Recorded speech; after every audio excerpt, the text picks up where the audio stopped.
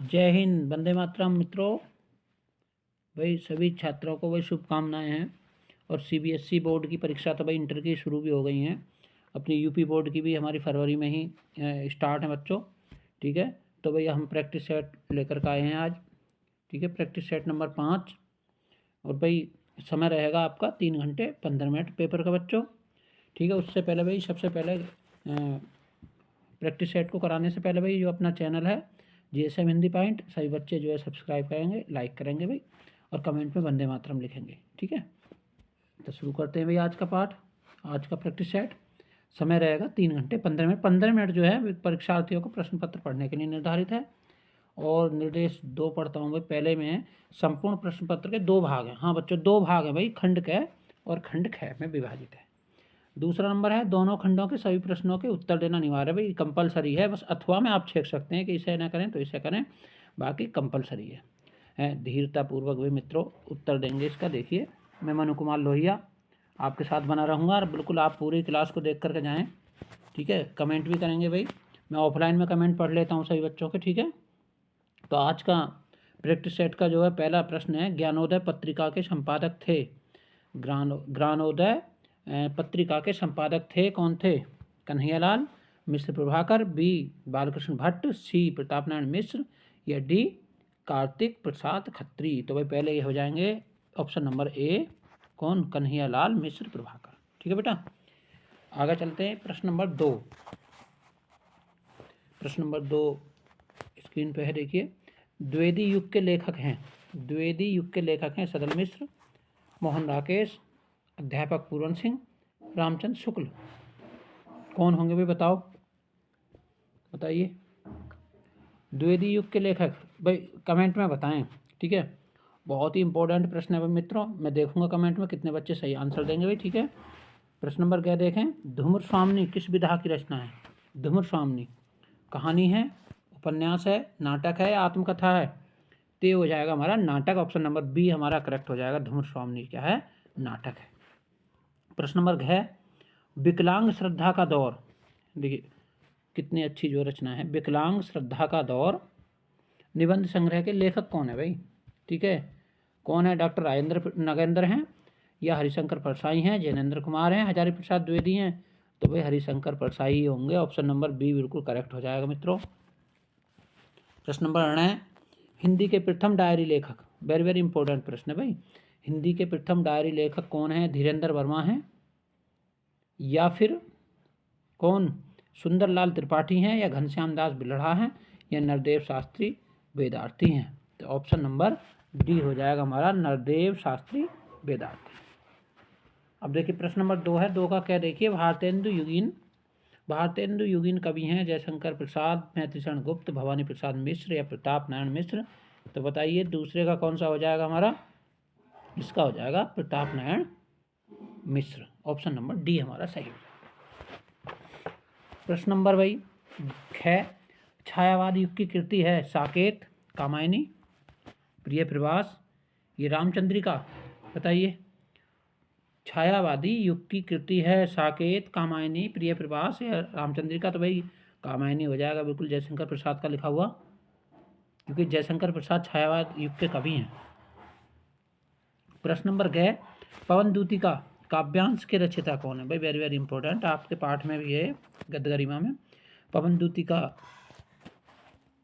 दूतिका काव्यांश के रचयिता कौन है? महादेवी वर्मा? नहीं भाई, अयोध्या सिंह उपाध्याय, हरिओद, जयशंकर प्रसाद, स्मितानंदन पंत? तो ऑप्शन नंबर बी हमारा करेक्ट हो जाएगा, अयोध्या सिंह उपाध्याय। प्रश्न नंबर घ में आइए, प्रयोगवाद की प्रमुख विशेषता नहीं है भाई। ठीक है, प्रयोगवाद की प्रमुख विशेषता नहीं है अतिबौद्धिकता, व्यक्तिवाद। भाई ये तो हैं, अतिबौद्धिकता भी है और प्रगतिवाद भी है, व्यक्तिवाद भी है, लेकिन प्रकृति का मानवीयकरण भाई ये भी है। उपमान और प्रतीकों का नवीनता ये नहीं होगा। ऑप्शन नंबर डी बिल्कुल सही होगा। ठीक है, प्रश्न नंबर 9, समन्वय पत्रिका के संपादक। समन्वय पत्रिका के संपादक कौन है भाई? सूर्यकांत त्रिपाठी निराला हैं, महादेव प्रसाद द्विवेदी हैं, भारतेंदु हरिश्चंद्र होंगे, या धर्मवीर भारती होंगे? बताइए, तो इसके हो जाएंगे Nirala ji, Suryakant Tripathi Nirala. Option number A हमारा सही हो जाएगा। आगे चलते हैं भाई प्रश्न में। देखिए अभी आ जाता है आपका गद्यांश। दिए गए गद्यांश पर आधारित निम्नलिखित प्रश्नों के उत्तर दीजिए। भाई गद्य गरिमा में से लिया गया है, ठीक है। जन का प्रभाव अनंत होता है। सहस्त्रों वर्षों की भूमि के साथ राष्ट्रीय जन ने तादात्म्य प्राप्त किया है। जब तक सूर्य की रश्मि नित्य प्रातःकाल भुवन को अमृत से भर देती हैं, तब तक राष्ट्रीय जन का जीवन भी अमर है। इतिहास के अनेक उतार चढ़ाव पार करने के बाद भी राष्ट्र निवासी जन नई उठती लहरों के आगे बढ़ने के लिए आज भी अजर अमर हैं। जन का सततवाही जीवन नदी के प्रवाह की तरह है, जिसमें कर्म और श्रद्धा द्वारा उत्थान के अनेक घाटों का निर्माण करना है। वह बिल्कुल राष्ट्र के ऊपर लिखी हुई है, तो राष्ट्र का स्वरूप होगा, है, ठीक है। राष्ट्र का स्वरूप लेखक कौन होंगे? वासुदेव शरण, ठीक है। तो पहला प्रश्न है, उपयुक्त गद्यांश के पाठ और लेखक का नाम मैं बता चुका हूँ। प्रस्तुत गद्यांश हमारी पाठ्य पुस्तक गद्य गरिमा के किस पाठ से लिया गया? राष्ट्र के स्वरूप से। और इसके लेखक कौन होंगे? डॉक्टर वासुदेव शरण अग्रवाल, ठीक है बेटा। पहले प्रश्न का उत्तर हो जाएगा। दूसरा प्रश्न देखिए, रेखांकित अंश का व्याख्या कीजिए। तो क्या लिखा हुआ? जब तक सूर्य की रश्मि का नित्य प्रातःकाल भुवन का अमृत से भर देती हैं, तब तक राष्ट्रीय जन का जीवन भी अमर है।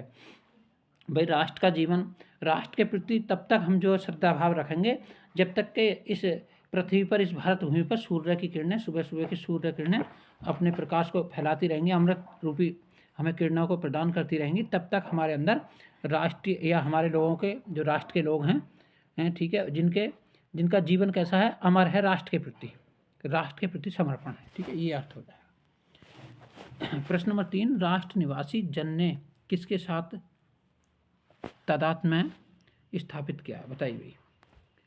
राष्ट्र निवासी जन ने, देखिए, जन का प्रभाव अनंत होता है। सहस्त्रों वर्षों से भूमि के साथ राष्ट्रीय जन ने तादात्म्य प्राप्त किया। किसके साथ किया? भूमि के साथ। तब प्रश्न नंबर यहाँ से बिल्कुल ऊपर से लाइन वाइज सबसे स्टार्टिंग में यहाँ तक हमारा उत्तर हो जाएगा, ठीक है बेटा। प्रश्न नंबर 4 देखते हैं। इसमें 4, प्रस्तुत गद्यांश लेखक की किस विधा की रचना है? ठीक है, तो इसे मैं आपके लिए छोड़ता हूँ भी, ठीक है, आप बताएंगे कमेंट में जरूर करके। सततवाही और रश्मियों का शाब्दार्थिक अर्थ क्या है? सततवाही का मतलब हर समय बहने वाली, चलने वाली। रश्मियाँ का मतलब है किरणें, जो सूर्य की सुबह सुबह की किरणें पड़ती है, जिससे विटामिन डी भी हमें प्राप्त होता है, ठीक है। इसे नहीं करेंगे तो अथवा में आप इस पर आ जाइए। एक बार भी फिर रिपीट करता हूँ, पढ़ता हूँ मैं। न्यूनतम में गुजारा करने और जीवन के बिताने में भी निश्चिंत रूप से कोई हर्ज नहीं है। महात्मा गांधी ने ऐसा ही जीवन जिया था, लेकिन जैसा कि उनके साथ था, आपने मामले में भी यह आपकी पसंद पर निर्भर करता है। आपकी ऐसी जीवन शैली इसलिए है क्योंकि इससे वे तमाम ज़रूरतें भी पूरी होती हैं जो आपके भीतर की गहराइयों से उपजी होती हैं। लेकिन त्याग की प्रतिमूर्ति बनना और जोर जबरदस्ती से चुनना, ठीक है, सहने का गुणगान करना अलग बातें हैं। हमारी युवा शक्ति से संपर्क करने के मेरे फैसले का आधार भी यही रहा। भाई किससे लिया गया है? तो ये हमारा लिया गया है, हम और हमारा आदर्श, ठीक है। और लेखक कौन होंगे? भाई डॉक्टर अब्दुल कलाम, जो हमारे जो है मिसाइल मैन हैं, जो हमारे देश के राष्ट्रपति रहे, अब तो हमारे बीच में नहीं है, ठीक है। तो डॉक्टर अब्दुल कलाम क्या हैं? इसके लेखक हैं। तो प्रस्तुत गद्यांश हमारी पाठ्य, देखिए पहले प्रश्न का देखिए, दिए गए गद्यांश के शीर्षक लेखक। तो प्रस्तुत गद्यांश हमारी पाठ्य पुस्तक गद्य गरिमा से लिया गया। और इसके लेखक कौन है? इसके पाठ कौन सा है? हम और हमारा आदर्श, ठीक है। और इसके लेखक हैं डॉक्टर अब्दुल कलाम आज़ाद, ठीक है बेटा। दूसरे प्रश्न का देखिए, रेखांकित अंश की व्याख्या कीजिए। भी थोड़ा नीचे करता हूँ। रेखांकित अंश में लिखा हुआ, न्यूनतम में गुजारा करने और जीवन में बिताने में निश्चिंत रूप से कोई हर्ज नहीं है। तो अब्दुल कलाम बता रहे हैं इसमें कि हमारा जीवन जो है कुछ सुविधाओं से अभावग्रस्त भी रह जाए, लेकिन हम अपने आदर्शों को नहीं छोड़ें, तो इसमें कोई भी हमें दिक्कत नहीं होगी, कोई गुजारा नहीं होगा। यदि हमें गुजारा करने के लिए हमें पास सुविधाएं भी न्यूनतम हो, कम हो, तो भी हमें जो निश्चिंत रूप से हम अपने देश के प्रति समर्पित रहें, जैसे कि महात्मा गांधी थे, ठीक है बेटा। इससे आगे देखेंगे भाई, मनुष्य को सदैव किस प्रकार की जीवन शैली में अपनाना चाहिए? भाई तो देखिए यहाँ लिखा हुआ है, ठीक है, वे तमाम ज़रूरतें पूरी होती हैं, आपके भीतर की गहराइयों से उपजी होती हैं। लेकिन यहाँ से ऊपर देखेंगे भाई थोड़ा सा, हाँ ये लिखा हुआ ना, आपकी ऐसी जीवन शैली इसलिए है क्योंकि, कैसी, ये लिखा हुआ आपके मामले में भी यह है, ठीक है भाई, ऊपर से ही लिख देंगे इसमें, ठीक है। आपके मामले में भी यह आपकी पसंद पर निर्भर करता है। आपकी ऐसी जीवन शैली इसलिए है क्योंकि इससे तमाम ज़रूरतें पूरी होती हैं जो हमारे भीतर की गहराइयों से उपजी होती हैं। यहाँ तक लिख देंगे, ठीक है। तीसरे प्रश्न का लेखक महात्मा गांधी के जीवन का उदाहरण देकर क्या स्पष्ट करना चाहता? भाई लेखक महात्मा गांधी के जीवन का उदाहरण देकर ये स्पष्ट करना चाहता है कि महात्मा गांधी के ने अपने जीवन को कैसा बनाया, संयमी जीवन जिया है और अपने देश के प्रति समर्पित रहे, अभावग्रस्त रहे बहुत जगह, बहुत बातों से, बहुत वस्तुओं से, लेकिन अपने जीवन को कैसा चलाया उन्होंने, सुचारू चलाया। भाई हमें उनसे प्रेरणा लेनी चाहिए, राष्ट्रपिता हैं, ठीक है। प्रस्तुत गद्यांश के माध्यम से लेखक क्या संदेश देना चाहता? प्रस्तुत गद्यांश के माध्यम से लेखक यही संदेश देना चाहता है भाई हमें अपनी जीवन शैली बदलनी चाहिए, राष्ट्र के प्रति हमें जो है गुणगान करना चाहिए, राष्ट्र के प्रति समर्पित हों और हम सदाचारी बने, ठीक है। हमें महात्मा गांधी से बहुत कुछ जो सीख लेनी चाहिए, ये ही हमारे आदर्श हैं भाई, ठीक है। अब देखिए प्रश्न नंबर 4, दिए गए पद्यांश पर आधारित निम्नलिखित प्रश्नों के उत्तर दीजिए। भाई क्या है इसमें, ये है हमारा जो है मतलब एक प्रकार से जो कविता हैं काव्यांजलि में से लिया गया। अपने जीवन का रस देकर जिसको यतन से पाला है, क्या वह केवल अवसाद मलिन इन इत झरते आंसू की माला है? वे रोगी होंगे प्रेम जिन्हें अनुभव रस का कटु प्याला है, ठीक है। तो भाई कहाँ से लिया गया है, ये लिखा गया है मैंने आहुति बनकर देखा, अज्ञेय जी का लिखा हुआ है। प्रस्तुत पद्यांश हमारी पाठ्य पुस्तक किससे, काव्यांजलि से लिया गया है। और इसके लेखक कौन है, इसके कवि कौन है, इसके कवि हैं अज्ञेय, हीरानंद वात्स्यायन, सच्चिदानंद हीरानंद वात्स्यायन अज्ञेय। तो पहले प्रश्न का उत्तर हो जाएगा भाई। दूसरा देखिए, रेखांकित अंश की व्याख्या कीजिए। तो रेखांकित अंश में क्या लिखा हुआ है, वे रोगी होंगे जिन्हें अनुभव रस का कटु प्याला है, ठीक है। वे रोगी होंगे प्रेम जिन्हें अनुभव रस का कटु प्याला है, कि बहुत लोग ऐसे हैं कि प्रेम में भी क्या है, प्रेम में भी उन्हें विष लगता है, उससे जहर लगता है, अच्छाई में भी वो क्या ढूंढते हैं, बुराई को ढूंढते हैं, ठीक है। वे रोगी होंगे, तो इसका अर्थ हो जाएगा ये, ठीक है। प्रश्न नंबर 3, कवि ने किन्हें मुर्दा कहा है, बताइए। कवि ने किन्हें मुर्दा कहा है? अपने जीवन का रस देकर जिनको यतन से पाला है, वह केवल अवसाद मलिन झरते आंसू की माला है, ठीक है। वे मुर्दे होंगे प्रेम जिन्हें सम्मोहनकारी हाला है, ठीक है। वे कैसे मुर्दे होंगे, वे ही मुर्दे होंगे जिन्हें जो है क्या, प्रेम को केवल सम्मोहनकारी मानते हैं, प्रेम को अंतरात्मा से नहीं मानते, तो वे लोग मुर्दे के समान हैं। प्रश्न नंबर 4, अवसाद और सम्मोहन शब्दों के अर्थ लिखिए। तो अवसाद माने दुख है भाई, सम्मोहन का मतलब मोहित हो जाना, ठीक है। कवि के अनुसार जीवन की सार्थकता किस में निहित है? सार्थकता जो निहित है भाई, वो जो है एक परोपकार की भावना होनी चाहिए व्यक्ति में, ठीक है। परोपकार की भावना होनी चाहिए भाई, हमें दूसरों के प्रति जो समर्पित होना चाहिए, ठीक है, निस्वार्थ भाव होना चाहिए। इसे नहीं करें तो भाई अथवा में इसमें आ जाइए, जो प्यारे मंजू वन या वाटिका में खड़े हों, छिद्रों में जा कुनित करना वेणु सा कीचकों को, यों होंगी श्रुति उनको सर्व गोपांगना की, जो है बंसी श्रवण रुचि की दीर्घ उत्कंठा से, ला के फूल कमल दल को श्याम के सामने ही थोड़ा थोड़ा विपुल जल में व्यग्र हो डुबोना, यों देना ये भगिन जतना एक अम्भोजना, आँखों को हो विद्रावली में बोलती है, ठीक है भाई। ये तो आपने बिल्कुल पढ़ लिया होगा, मैंने पढ़ाया भी है, अलग से वीडियो भी डाली थी इसकी, पवन दूतिका से लिया गया भाई। उपयुक्त पद्यांश का संदर्भ लिखिए। तो संदर्भ में हो जाएगा प्रस्तुत पद्यांश हमारी पाठ्य पुस्तक काव्यांजलि के कौन से पाठ से लिया गया है भाई, ये लिया गया पवन दूतिका से, और इसके लेखक कौन है, अयोध्या सिंह उपाध्याय हरिओम, ठीक है बेटा। दूसरा में रेखांकित अंश की व्याख्या कीजिए। भाई रेखांकित अंश तो इसमें है नहीं, ठीक है, क्वेश्चन को छोड़ देंगे इसे। तीसरा प्रश्न, उपयुक्त पद्यांश के आधार पर राधा श्री कृष्ण को पवन दूतिका से अपनी याद किस प्रकार दिलाने को कहती है? तो भाई वो कहती है कि एक टूटे हुए हे पवन, तुम में जो मेरे मित्र हो, ठीक है, भगिन हो, भगिन माने बहन हो, और एक मुरझाए हुए फूल को उठा करके, ठीक है, और उसमें क्या, या कोई पत्ता पड़ा हुआ हो जो मुरझाया हुआ हो, उसे पानी में भिगो करके और भगवान श्री कृष्ण के चरणों में डालना है, ताकि उन्हें याद आ जाए कि इसमें लिखा हो ना, यह देना ए भगिन हे मेरी बहन, हे मेरी बहन पवन दूतिका, पवन को दूतिका बनाकर भेजती हैं, कि उस पत्ते को उनके पास डाल कर उन्हें बताना कि एक अम्भोज नेत्रा, अम्भोज कहते हैं कमल जैसी नेत्रों वाली, आँखों को हो विद्रावली में बोलती है, और अपनी आँखों से जो है आँखों के समुद्र, आंसू रूपी समुद्र में उन्हें जो डुबो रही है, जैसे पत्ता भीगा हुआ है, ठीक है, उन्हें मेरी याद जो दिला देना। इससे आगे देखो भाई, वेणु शब्द प्रयुक्त अलंकार लिखिए भाई, बताइए वेणु, ठीक है भाई, कमेंट में छोड़ता हूँ, ज़्यादा कठिन प्रश्न नहीं है, आप बताएंगे, ठीक है। अब देखिए दूसरा बेटा, निम्नलिखित में से एक लेखक का साहित्यिक परिचय, भाई गद्य गरिमा में से लिया गया, कन्हैया लाल मिश्र प्रभाकर, हरिशंकर परसाई, प्रोफेसर जी सुंदर रेड्डी। भाई मैंने पहले ही बोला था बच्चों, शुरू के आप जो है 5 जीवनी याद कर लीजिए, 5 में से एक होगी भाई, जरूर देख लीजिए, 2 भी हो सकती हैं, ठीक है बेटा। तो कन्हैया लाल मिश्र प्रभाकर की, हरिशंकर परसाई की, या फिर प्रोफेसर जी सुंदर रेड्डी के आप लिख सकते हैं। और देखिए आप यदि जीवन परिचय लिखते हैं, उनकी रचना नहीं लिखेंगे तो आपको मात्र 3 नंबर मिलेंगे। और मित्रों यदि आप जो है रचना भी साथ में लिखेंगे तो आपको 5 नंबर कोई काटने वाला नहीं, ठीक है बेटा। प्रश्न नंबर है, निम्नलिखित में से एक कवि का, भाई एक काव्यांजलि के हमारे कवि हैं, 3 में से एक का जीवन परिचय देना और रचना लिखनी है, लेकिन वही फार्मूला बिल्कुल इस पर भी आधारित है भाई, कि शुरू के आप 5 जीवनी रख लीजिए और मुझे बताइए कमेंट द्वारा कि सर आपने जो 5 जीवनी बताई थी उनमें से एक भी नहीं आई। जरूर निश्चित होंगी, एक नहीं, दो भी आ जाती है, ठीक है। तो एक का आप इसमें से लिख देंगे तो आपके 5 नंबर इसमें, 5 उसमें, 10 नंबर आपके जो है जीवन परिचय कंप्लीट हो जाएंगे।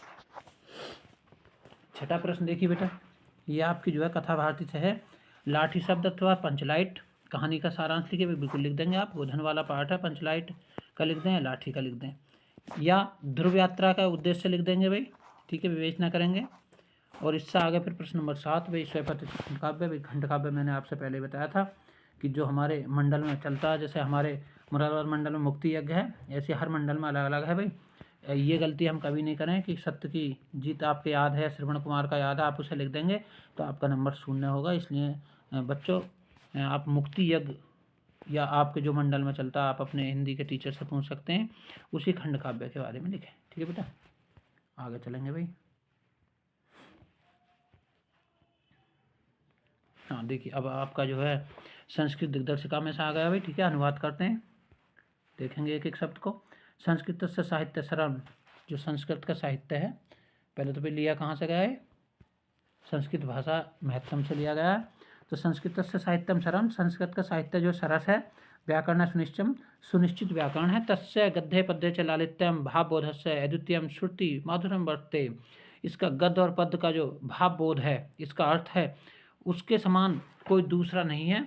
अद्वितीय श्रुति, वेदों में भी बताया गया भाई, माधुर्य वर्तते, बहुत मधुर है, कि बहुना चरित्र निर्माणा, ये क्या है, संस्कृत का जो महत्व है वो चरित्र को निर्माण करता है, यादृशी सत्य प्रेरणा, और हमें अच्छी प्रेरणा प्रदान करता है। संस्कृत से बाढ़ में हम दयासी, जो संस्कृत का साहित्य है हमें देता है, ठीक है। न तादृशी किजिदंतम, ये किसी और साहित्य में ये महत्ता नहीं है, ठीक है, ये विशेषता नहीं है कि वो हमारे चरित्र का निर्माण करे, मात्र संस्कृत भाषा ऐसी है जिससे हमारे चरित्र का निर्माण होता है। मूलभूताना मानवीय गुणाना यादृशी विवेचना संस्कृत साहित्य वर्तते, जो मूलभूत हमारे माननीय गुण हैं उसकी जो विवेचना है वो संस्कृत साहित्य के अंतर्गत की जाती है, नायत्र तादृशी, अन्य किसी में नहीं। दया दानम शौचम औदार्यम अनुसूया क्षमा अन्य चाने गुणा अस्य साहित्य से अनुशीलन सज्जयन्ते, ठीक है। जो दया है, दान है, पवित्रता है, ठीक है, ये सब चीज़ें, क्षमा हैं, अनेक गुण जो है वो संस्कृत के साहित्य के अनुकरण करने से ही हमें प्राप्त होते हैं, ठीक है बेटा। इसे नहीं लिखेंगे तो भाई आप इसका अर्थ लिख देंगे, महापुरुषा लौकिका प्रलभन बद्धा नित्यम रक्षांत कदापि भिन्वस्ती, ठीक है। ये भाई हमारा जो महामना मालवीय जी के में से लिया गया, जो महापुरुष, ठीक है, लौकिक महापुरुष हुए वो किसी प्रलोभन के में कभी नहीं बंधे, न वो कभी जो है इससे भ्रमित हुए हैं। देश सेवानुरक्तम, देश की सेवा में प्रेम रखने वाले, युवा उच्च न्यायालय से परिधो स्थान नाशक्ति, जो देश सेवा से, ठीक है, प्रेम रखने वाले युवा हैं और उच्च न्यायालय की जो परिधि है उसके बारे में नहीं सोच सकते। पंडिता मोतीलाल नेहरू, लाल लाजपत राय प्रभृति अन्य राष्ट्र नायक से स्वयं देश से स्वतंत्रता संग्राम में अवतीर्ण का मतलब उत्तर है। पंडित मोतीलाल नेहरू, लाला लाजपत राय अनेक राष्ट्र के जो नायक थे, उन्होंने अपने देश की स्वतंत्रता के संग्राम में लड़ाई करने के लिए उतरे। देहल्या त्रयोविंशति, ठीक है, दिल्ली में भी तीसरी उसमें 23वीं तिथि में तमें कांग्रेस अधिवेशना पे अध्यक्ष पद में अलंकृत है। और जो दिल्ली के जो 23वां कांग्रेस का अधिवेशन हुआ था भाई, उसमें भी महामना मदन मोहन मालवीय जी ने अध्यक्ष पद को अलंकृत किया था, ठीक है, प्राप्त किया था। इससे आगे चलेंगे भाई।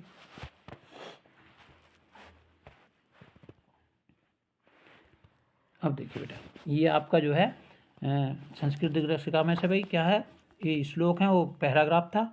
पहला देखिए आप, सुखार्थिनो कुतो विद्या कुतो विद्यार्थिन सुखम। जो सुख चाहने वाले हैं उन्हें विद्या नहीं मिल सकती, और जो विद्या चाहने वाले हैं उन्हें कभी सुख प्राप्त नहीं होगा। भाई सुभाष रत्नानी से लिया गया पाठ। सुखार्थी व त्यज्य विद्यो विद्यार्थी व त्यक्तेम सुखम। यदि सुख चाहने वाला हो तो उसे विद्या नहीं त्यागनी चाहिए, विद्यार्थी व त्यक्तेम सुखम। और विद्यार्थी, ठीक है, जो विद्या प्राप्त करना चाहता है उसे सुख नहीं त्यागना चाहिए, और जो सुख चाहने वाला है उसे विद्या नहीं त्यागनी चाहिए, एक दूसरे से बंधे हुए। इसे नहीं करेंगे तो अथवा में इसे देख लीजिए, नए में रोचते भद्रम उलुकम अभिषेकम। भाई वेरी वेरी इंपॉर्टेंट पार्ट है बच्चों, मैं जितना प्रैक्टिस सेट दे रहा हूँ आप देख लीजिए। ये बहुत इंपॉर्टेंट श्लोक है जिसके मैं बता रहा हूँ, जातक कथा से लिया गया है, जो भगवान बुद्ध के ज़माने की लिखी हुई जितनी कहानियाँ कथा हैं वो जातक कथा से संग्रहित हैं। नए में रोचते भद्रम उल्लूकम अभिषेकम। जब उल्लू का अभिषेक होता है, पक्षी उसे अपना राजा बनाना चाहते हैं, तो कौवा कहता है कि नहीं, मुझे उल्लू का अभिषेक, राजा अभिषेक अच्छा नहीं लगता है। क्रुद्धम मुखम पश्यतम। जिसका मुख नाराज ना होने पे भी इतना क्रुद्ध है, इतना बुरा लगता है। पश्चिम कथम क्रुद्ध भविष्यति। और यदि ये कभी हम पे नाराज होगा राजा बन करके, तो इसका मुख कितना बुरा लगेगा। ठीक है, उल्लू को कहता है। तब से भाई उल्लू और कौवे में आपस में दुश्मनी हो जाती है। निम्नलिखित मुहावरा लोकोक्तियों में से किसी एक का अर्थ बताइए। आँखों में खून उतर आना, यानी गुस्सा करना भाई। ठीक है, कभी रमेश जो है राम को देख करके उसकी आंखों में खून उतर आया। अपनी अपनी ढपली अपना राह, अपनी अपनी कहना भाई, किसी की सुनना नहीं, या ईंट से ईंट बजाना, घनघोर लड़ाई करनी, आगे नाथ न पाछे पगा, कोई आगे न पीछे कोई कहने वाला नहीं हो कोई भी। तो इसके आप कोई सी एक का आप लिख सकते हैं। ठीक है, अपठित गद्यांश का आधारित निम्नलिखित प्रश्न का उत्तर भाई, हमारा अपठित है, पढ़ा हुआ नहीं है। देखिए क्या लिखा हुआ है, पढ़ लेते हैं एक बार। यह सत्य है कि उम्र के अंतिम पड़ाव पर वरिष्ठ नागरिकों की अपनी शारीरिक व्याधियां सिर उठा लेती हैं, परंतु यह उनकी वास्तविक समस्या नहीं, उनकी वास्तविक समस्या मानसिक है। ये मान लिया जाता है कि अब व्यक्ति शारीरिक और मानसिक श्रम के योग्य नहीं रहा, चाहे वह स्वस्थ क्यों न हो। जैसे ही व्यक्ति की आर्थिक उपयोगिता में कमी आती है, वो सामाजिक रूप से अपनी अनुपयोगी मान दिया जाता है। वह समाज एवं परिवार की नज़रों में बोझ, अनुपयोगी और फालतू मानने में उसे मानसिक पीड़ा होती है। ठीक है बेटा, वरिष्ठ नागरिकों की वास्तविकता समस्या क्या है भाई? तो समस्या यही है भाई, जैसे जैसे उसकी उम्र बढ़ती है लोग उसे अयोग्य मान लेते हैं, या उसकी आर्थिक स्थिति खराब होती है तो लोग उसमें जो है, या वो कमाने लायक नहीं होता तो उसकी आर्थिक स्थिति जब नाजुक होती है तो उसे जो है लोग बोझ समझ बैठते हैं। दूसरा प्रश्न है, वरिष्ठ नागरिक को सामाजिक रूप से अनुपयोगी क्यों माना गया? क्योंकि भाई उसकी आर्थिक स्थिति यदि सही नहीं होती, आर्थिक उपयोगिता में कमी आ जाती है, यदि वो कमाना बंद कर देता है तो सामाजिक रूप से अनुपयोगी मान लिया जाता है। ठीक है, तीसरा प्रश्न है, वरिष्ठ नागरिक को क्या क्या मानने से मानसिक पीड़ा होती है भाई, बताइए। थोड़ा नीचे करते हैं। हाँ, ये भाई सत्य की उम्र के अंतिम पड़ाव पर वरिष्ठ नागरिकों को अनेक शारीरिक व्याधियाँ होती हैं, परंतु वास्तविक समस्या नहीं, उनकी वास्तविक समस्या मानसिक। उन्हें मान लिया जाता है कि मानसिक और शारीरिक रूप से श्रम करने के योग्य नहीं है, ये उनकी पीड़ा है भाई। ठीक है, इसे नहीं करेंगे तो अथवा हम इसे कर लेंगे। भाषा संस्कृति की संरक्षक एवं वाहक होती है। एक बार इसे भी पेंसिल द्वारा फटा लेता हूँ मैं।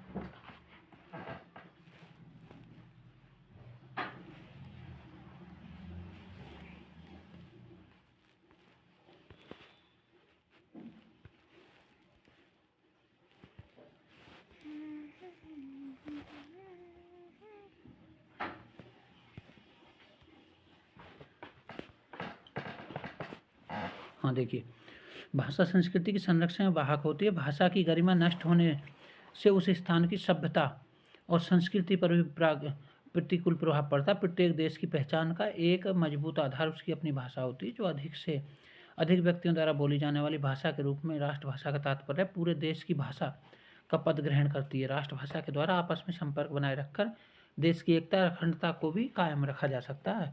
हिंदी देश की संपर्क भाषा तो है, इसे राजभाषा का वास्तविक सम्मान भी दिया जाता है। भाई संरक्षक और वाहक शब्दों के अर्थ बताइए। भाई संरक्षक का मतलब होता है जो किसी की रक्षा करता, देखभाल करता, और वाहक का मतलब है किसी के द्वारा कोई चीज़, किसी वस्तु या कोई भी शब्द जो है एक स्थान से दूसरे स्थान पर जाते हैं। ठीक है, वाहक का मतलब ले जाना। ठीक है, और संरक्षक का मतलब देखभाल करना। लेखक के अनुसार राष्ट्रभाषा से क्या तात्पर्य है? बिल्कुल लेखक के अनुसार राष्ट्रभाषा से तात्पर्य है कि जिस देश की जो राष्ट्रभाषा है वही देश को अखंडता प्रदान करती है और उसका एक मजबूत आधार होती है क्या? भाषा। देश की एकता और अखंडता बनाए रखने के लिए क्या आवश्यक है? तो भाई देश की अखंडता और मजबूत बनाए रखने के लिए देखिए इसमें से यह राष्ट्रभाषा के द्वारा आपस में संपर्क बनाए रखकर देश की राष्ट्रभाषा में निशान लगा देता हूँ भाई, राष्ट्रभाषा के द्वारा आपस में संपर्क बनाए रखकर देश की एकता और अखंडता को भी कायम रखा जा सकता है। ठीक है बेटा, यहाँ तक आप लिख दें। आगे चलते हैं भाई, आपके प्रश्न ये कंप्लीट हुए। आगे देखते हैं क्या है इसमें। हाँ भाई, निम्नलिखित शब्द युग्मों का सही अर्थ चयन करिए। मेघ और मेद। ठीक है बेटा, मेघ माने होता है बादल और मेद माने क्या होता है ये बताइए बेटा। देखिए मेद माने होता है यज्ञ और मेघ माने होता है बादल, तो ऑप्शन नंबर बी हमारा बिल्कुल सही हो जाएगा भाई। निर्वाण और निर्माण। ठीक है बेटा, निर्वाण माने होता है भाई मोक्ष और निर्माण माने होता है रचना। भी निर्माण कर दिया तो रचना हो जाएगा और निर्माण माने मोक्ष, तो ऑप्शन नंबर सी हमारा बिल्कुल सही हो जाएगा। सी बेटा मैंने डी लगा दिया। हाँ ठीक है, निर्वाण और निर्माण। ठीक है बेटा, अब देखिए निम्नलिखित शब्दों में एक शब्द को के दो सही अर्थ लिखिए भाई। दो अर्थ सर पंचानन है। ठीक है बेटा, तो पंचानन माने पांच मुख वाले। ठीक है, और यह पंचानन माने कहते हैं भाई किसी विषय में जो विद्यमान होता तो उसे भी हम पंचानन कहते हैं। या अज मान लीजिए, अज का बता देता हूँ मैं। अज भाई जिसका जन्म ना हुआ हो या आदिकाल से विद्वान हो, तो दो अर्थ हो जाएंगे, हम इसमें से एक का लिख देंगे। वाक्यांश के लिए भाई एक सही शब्द का अर्थ पूछ रहा है इसमें। ठीक है, गै में देखिए निम्न क्या है, जिसके पास कुछ ना हो तो वो हो जाएगा भाई अकिंचन। ऑप्शन नंबर ए हमारा सही हो जाएगा। और वह पत्र जिसमें किसी को कोई काम करने का अधिकार दिया गया हो वही। ठीक है, अनुमति पत्र, आज्ञा पत्र, अधिपत्र या परिपत्र, तो भाई आज्ञा पत्र हो जाएगा हमारा। ठीक है, प्रश्न नंबर भाई दो वाक्य शुद्ध करने हैं हमें। याज्ञवल्क्य ने कहा कि आत्म ज्ञानी ही सर्वज्ञ होता है। ठीक है भाई, याज्ञवल्क्य सही नहीं लिखा हुआ, वल्क्य ये बाद में यह बनेगा भाई, तो याज्ञवल्क्य में मिस्टेक है, इसे शुद्ध कर लेंगे। उसने कहा कि मैं 4 भाई हैं, मैंने भी मेरे 4 भाई हैं। ठीक है, आपकी पुत्री प्रज्ञा गुणवान महिला है भाई, महिला शब्द गलत है, पुत्री है तो इसमें महिला नहीं लगाएंगे।